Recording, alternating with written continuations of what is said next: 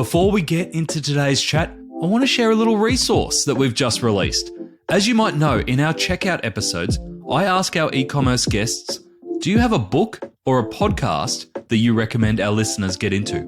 Well, I've taken all of those book recommendations, and there's over 100 of them, plus the stories that go behind them, and put them into their own book called The Book Recommendations of E-Commerce Experts. Yeah, I know, it's totally original. You will never, ever run out of reading ideas again. You can download that one now for free over on add-to-cart.com.au. Welcome to The Checkout. We catch up with previous Add to Cart guests and ask them 5 quick questions to get to know them better and leave you with a little extra inspiration to get through your Friday. Here's your host, Bushy. Today's checkout features Big Reg Group CEO David Anderson. David and the Big Reg Group are the largest experience marketplace in Australia and partner with over 3,000 experience providers through their brands Red Balloon, Adrenaline and Experience Oz. So far, they've facilitated over 5 billion experiences since 2017. David, welcome to the checkout. We have heard all about the amazing things that you're doing at Big Red Group, delivering one great experience every 18 seconds, on track for one experience every second.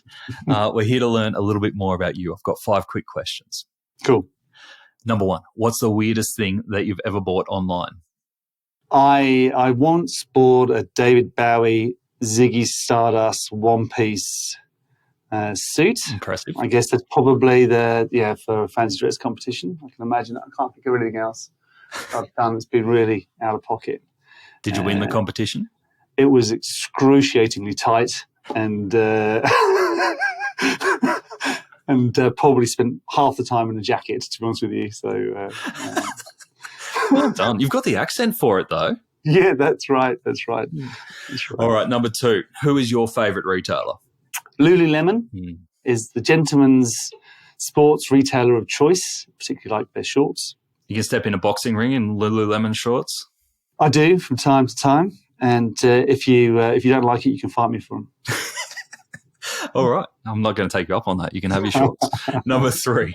Which e-commerce practice do you wish was history?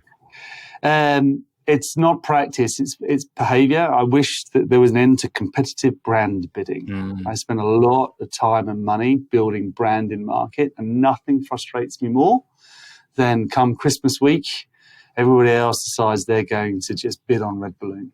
And are they the usual suspects every time? Yes. Yeah. Okay. You should remain nameless. Yeah. It's a very fun. I mean, I'm sure everybody else has seen the same thing. How do you work that with, because you've got 3,000 partners who you represent their experiences, how do you do that balance for them in if they are considering going out and spending money on targeted search and you're in that market? I'm super happy for them to go. So we under our MSA, our effectively our agreement that we have with our suppliers, we're very clear about we don't bid on their brands, they don't bid on ours. Yeah. It's a pretty, it's a gentleman's agreement you shouldn't have to write down anyway, but yeah. Leave the brand alone. Yeah, that's right. Okay. Number 4, can you recommend a book or a podcast that our listeners should immediately get into? Through the transformation work we've been doing recently, and given the level of invention that we're having to take on in parallel, I thought Team of Teams. I thought of Stanley McChrystal, I think. Mm-hmm. It's all about small groups having freedom to experiment, but being, but committed to sharing that for collective momentum or collective outcome. So Team of Teams, I thought, was a really great book. Cool. And I've taken a lot out of it. Is there anything that you changed straight away after reading it? Yes, in as much as we want to try and seek a little bit more siloed behaviour as opposed to everyone touching everything. Yeah, makes total sense, especially when you're the size of business that you are operating as well as transforming at the same time. That's right. All right, last one I have for you. Finish this sentence. The future of retail is? About consumer relevance and trust. Beautiful. And we talked a lot about that in our main episode, especially around the efforts that you're putting into understanding your customers and passing that information on to others. Yeah. Well. And look, just to touch on that for a second more, there's obviously a paradox right now in terms of customers not wanting to share data but wanting a highly personalised experience. Yeah. And so data is shared on the basis of trust, and that can change over time.